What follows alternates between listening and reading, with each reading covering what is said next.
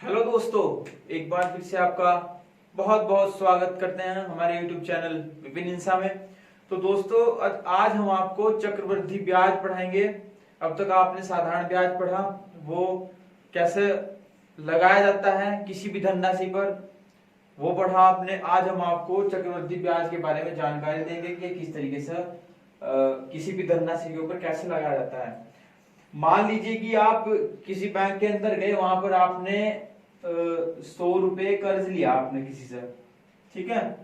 और उन्होंने क्या किया, आपको 10% मानने की बात उस पर दर लगा दे, 10% की दर से आपको 100 रुपए दिए।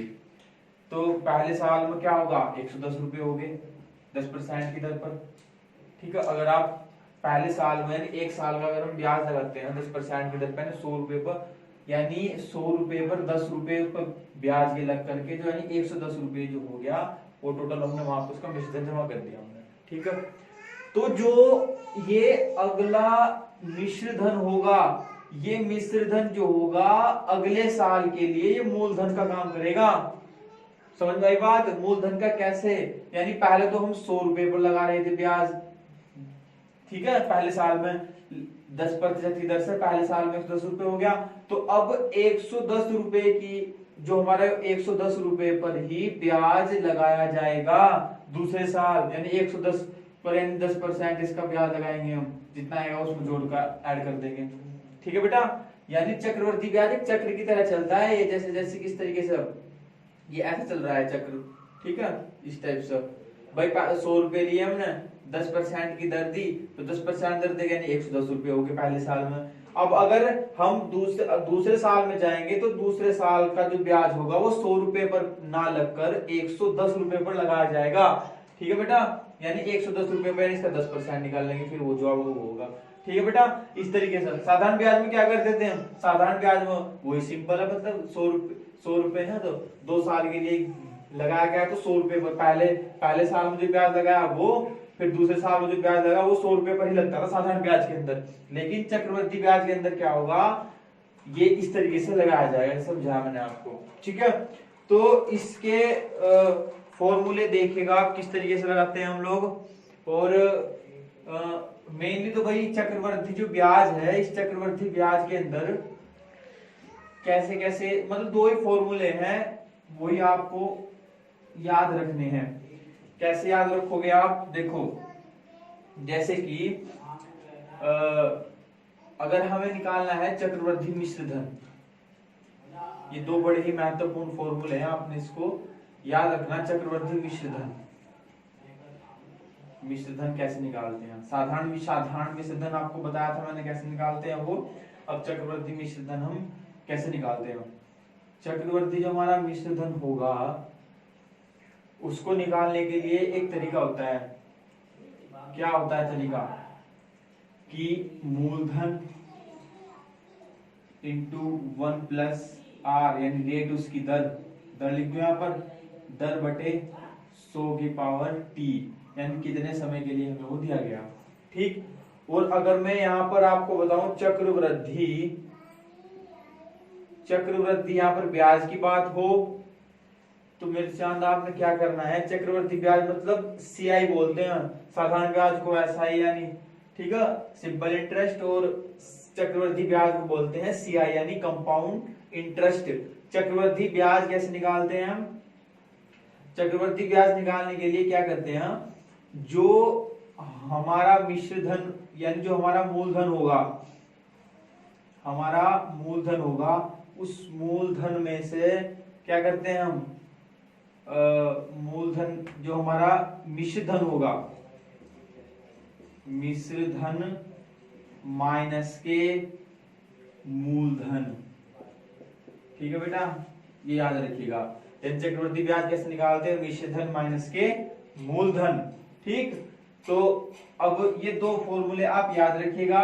अब इसके आधार पर यानी इससे सवाल हम कैसे हल करेंगे, किस तरीके के सवाल बनते हैं, उसकी सारी वैरायटीज में आपको एक एक करके बताता हुआ चलूंगा, आप नोट्स बनाते हुए चलिएगा बच्चों, ठीक है। तो चलिएगा देखिए, तो देखिएगा दोस्तों कि इस टाइप के सवाल आप वहां पर कैसे हल करोगे बेटा? अगर आपके फॉर्मूले याद है ना, तो इसके दो ही फॉर्मूले हैं, साधारण ब्याज में, चक्रवृद्धि ब्याज में भी। तो आप कोई से भी सवाल हल कर सकते हो। कैसा? देखो भाई, जैसे 6,750 रुपए का 6.2/3% वार्षिक दर से 3 वर्ष का चक्रवृद्धि ब्याज क्या होगा? हमें निकालना चक्रवृद्धि ब्याज। अब मुझे फटाफट ये बता दे जाइएगा, जैसे मैंने पहले भी समझाया था आपको कि क्या क्या वैल्यूज हमें दे रखी हैं। ये अगर आपने जान लिया ना, तो ये सवाल आप आसानी से हल कर सकते हो। कैसे? देखिए बेटा, ये क्या चीज है? 6,750 रुपए, तो हमारा मतलब मूलधन यानी प्रिंसिपल यही होगा। तो हमारा मूलधन लिखेगा, ये मूलधन कितना हमारे पास में? 6,750 रुपए का। ठीक है बेटा, 6/2/3% क्या है? ये उसकी दर है, वार्षिक दर। तो यानी उसका जो दर हो गया वो कितना है? 6/2/3। इसको ऐसे लिख सकता हूँ, देखो 3 6 18 2 20, यानी 20/3% में उसको दर लिख सकता हूँ ऐसे। ठीक है बेटा, 3 वर्ष का। अब टाइमिंग यानी जो हमारे पास समय दिया हुआ है भाई, समय दिया हुआ हमारे पास में 3 वर्ष का। ब्याज निकालना है भाई, यानी सीआई निकालना, चक्रवृद्धि ब्याज। चक्रवृद्धि ब्याज बराबर मिश्र धन होता है, यानी ए अमाउंट बोलते हैं जिसको, ए चक्रवृद्धि मिश्र धन होता है वो। ठीक है, चलो इसको यहाँ पर लिखिएगा मिश्र धन। चक्रवृद्धि की बात हो तो चक्रवृद्धि वाला मिश्र धन लगेगा माइनस के मूलधन हमारा।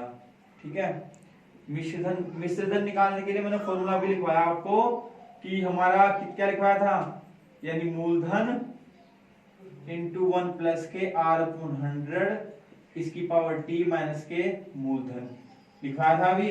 अब देखो मूलधन यहाँ पर भी है, यहाँ पर भी है, तो मूलधन बाहर ले लीजिएगा। ठीक है बेटा, अब ये यहाँ एक बच गया, तो यहाँ कितना हो गया? 1 प्लस के r/100 इसकी पावर t माइनस के 1। ठीक है भाई, अब इसको हल करो। मूलधन हमारे पास कितना? 6,750। तो बेटा लिखिएगा 6,750 रुपए। 1, ये 1 इसके ऐसे है, ये कभी सोचो यहाँ पर। ठीक है बेटा, 1 प्लस आर हमारे पास क्या है? रेट उसका कितना है? यानी 20/3, यानी 20/3 है ना, 20/300 कर दो इसको मैं, इसकी पावर 2 माइनस के 1। ठीक है भाई, 3 की गुणा 100 में करेंगे 300 हो जाएगा। ये बैठे हुआ ना 20/3, कभी सोचो कहां से आए? 6,750, इससे कट गया, ये 2 से कटेंगे कितना? 15। तो यानी 1 प्लस के 1/15 इसकी पावर 2 माइनस के 1। 2 ने 3 साल, 3 साल गए बेटा। ये देखो टाइमिंग यहाँ पर 3 वर्ष की है ना, तो आपने यहाँ पर 3 रखना है भाई।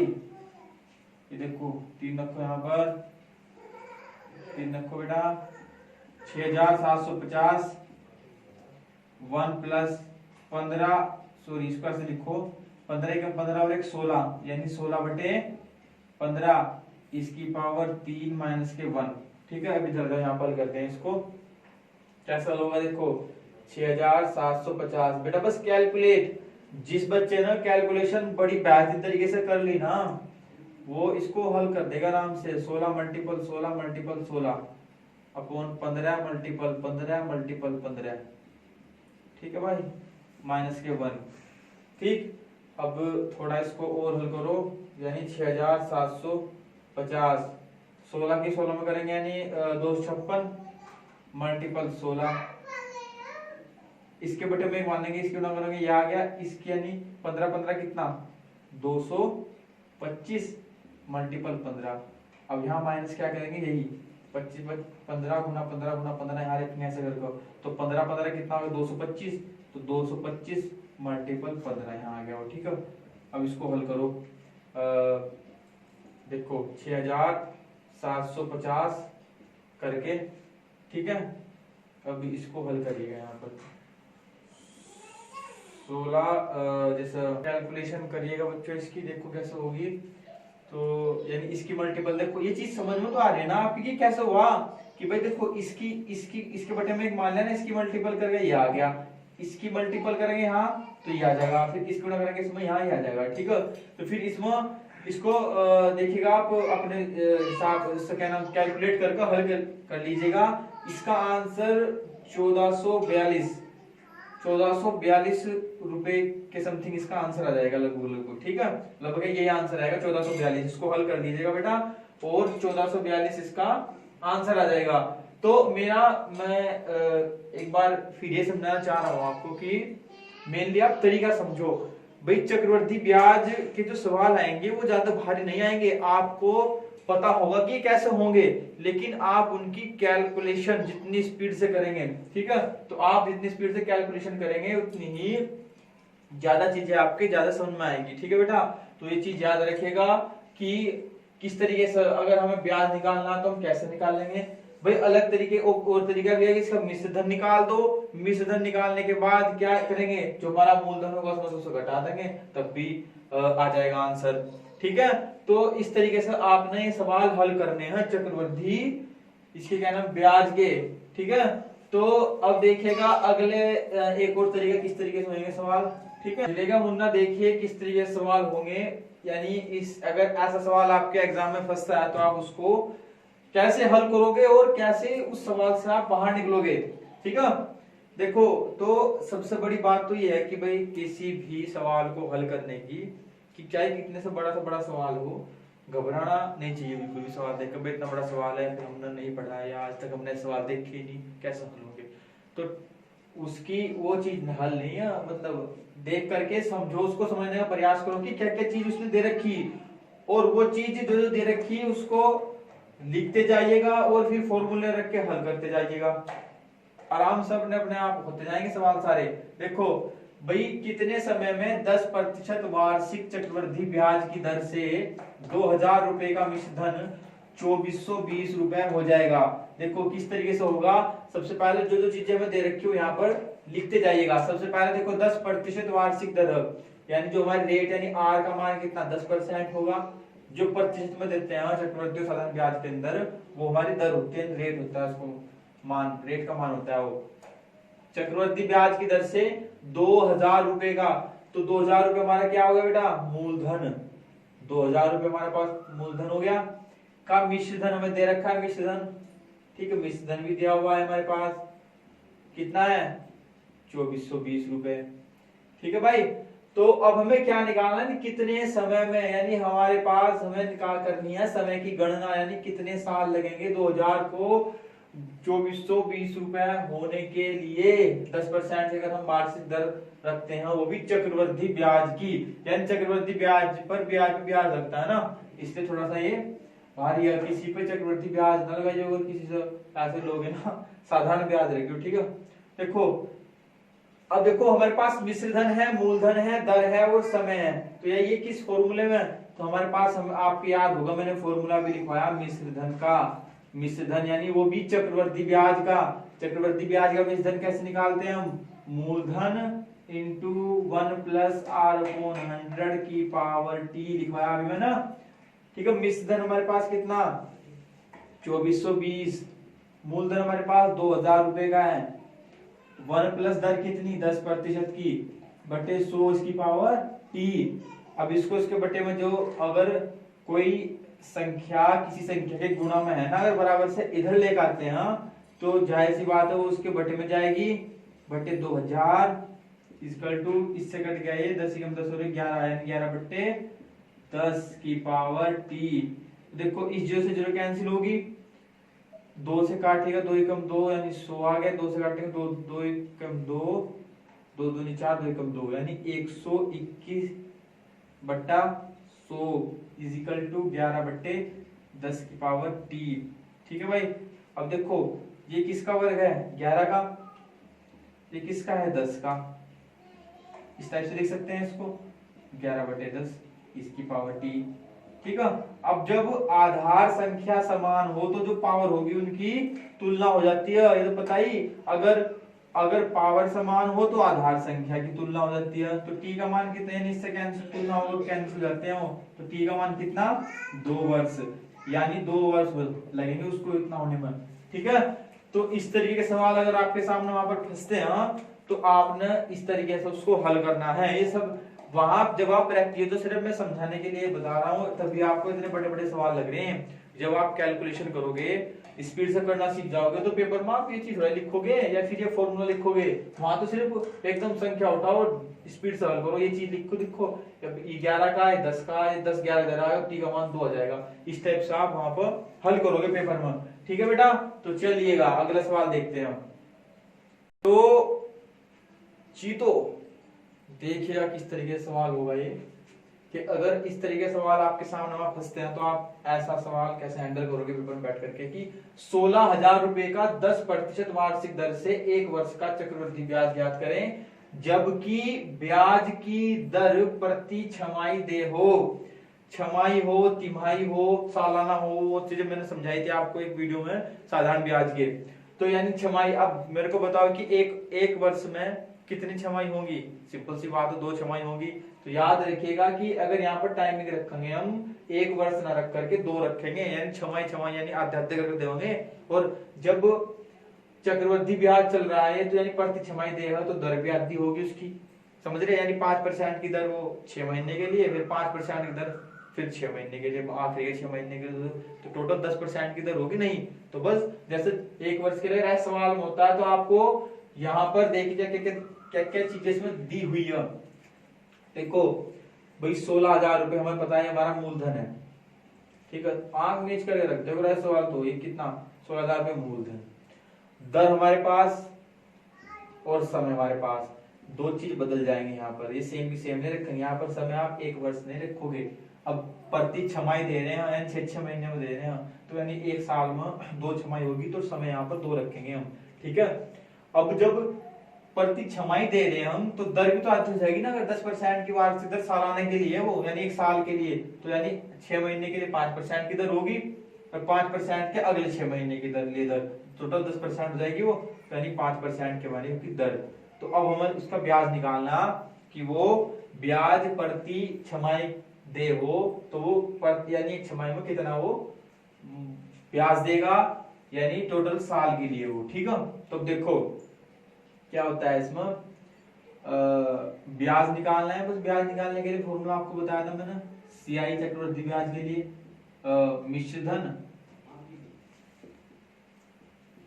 प्लस के मूलधन, है ना, मूलधन की होता है मिश्र धन रखो, इसमें क्या होता है देखो, क्या निकालना है, चक्रवृद्धि ब्याज निकालना है, तो मिश्र धन हमारे पास मूलधन इंटू 1 प्लस R/100 की पावर t प्लस के, सॉरी यहाँ माइनस आएगा भाई, माइनस के 1 p यहाँ भी है, यहाँ भी है, तो p को ले लो बाहर, तो 1 प्लस के R/100 की पावर t माइनस के 1।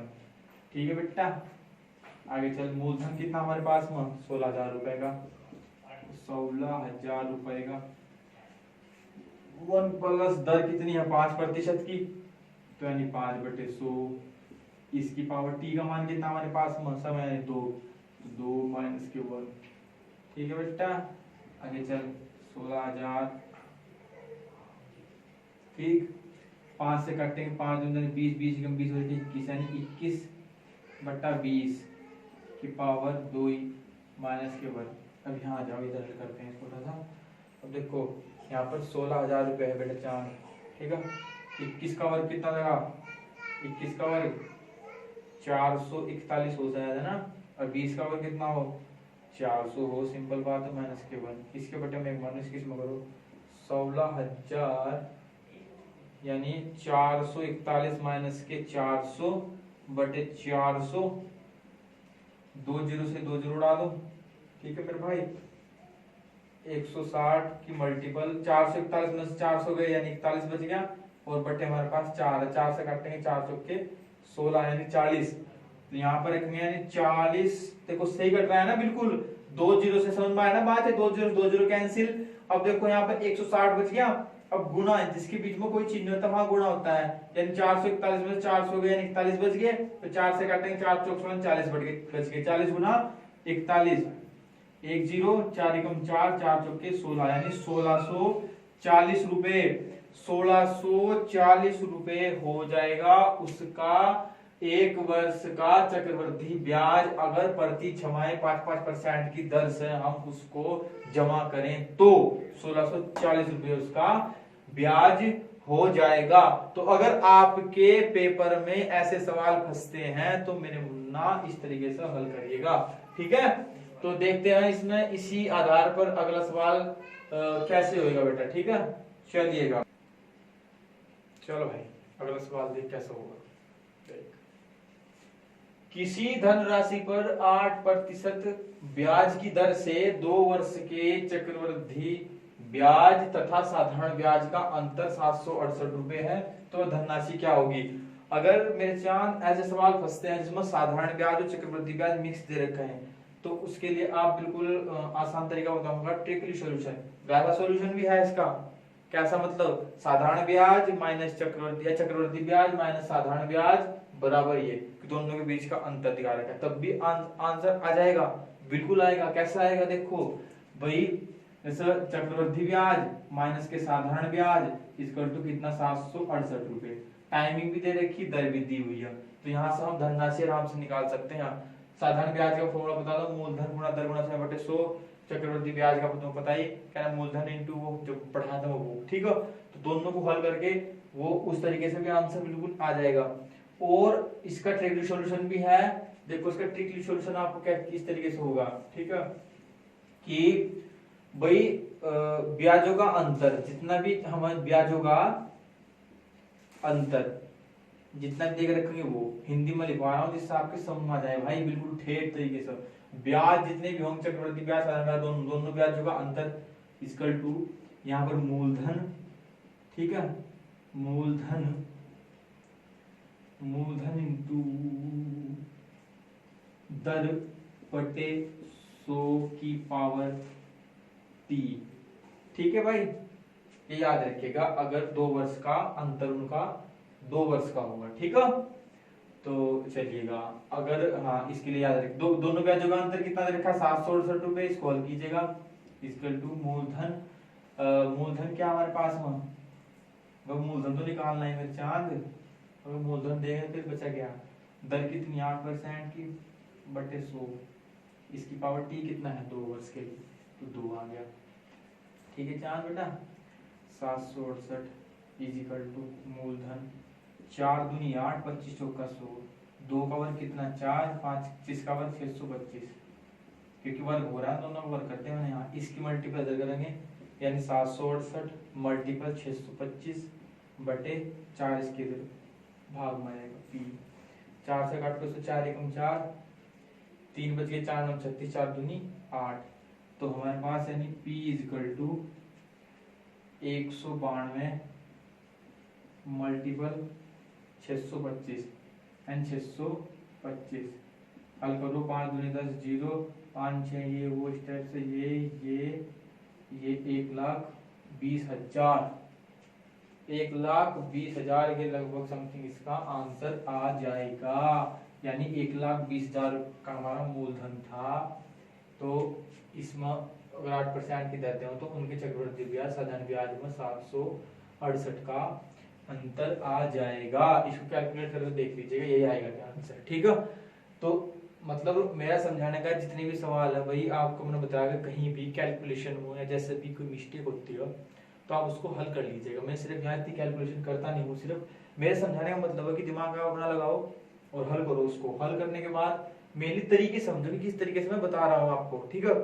कई बार कहता हूँ भाई सर एकदम आंसर लिख दो, इसका देख करके हल करवाते नहीं, बस हल तो यार दिमाग पेपर में तो तुझे अपना करना पड़ेगा हल, वहां मैं तेरे साथ बढ़ जाऊंगा, इसलिए मैं थोड़ा छोड़ देता हूँ भाई हल कर लें खुद। गुना होना जितनी ज्यादा स्पीड से आप करोगे वहां पेपर में कोई दूसरा नहीं बैठेगा, आपका दिमाग चलेगा वहां, ठीक है। ये ना ये देखो ये कलयुग है, हाँ इसमें मतलब क्या होता है कि भाई टीचर की परीक्षा ले बच्चे, बताओ ये क्या बात हुई। अगर टीचर देखो क्या ना वो इसकी परीक्षा लेंगे पाला गया ना वो स्टेप से, तो वो नहीं बेटा दिमाग अपना लगाना आपने वहां बैठकर, ठीक है, कि हम कैसे गुणा करेंगे कैसे वो करेंगे, ठीक। तो इस तरीके से आप याद रखिएगा और ये सारे सवाल हल करिएगा, ठीक है। तो इस तरीके सवाल, ठीक है भाई। तो चलिएगा अगला सवाल देखिए किस तरीके से होगा, ठीक है।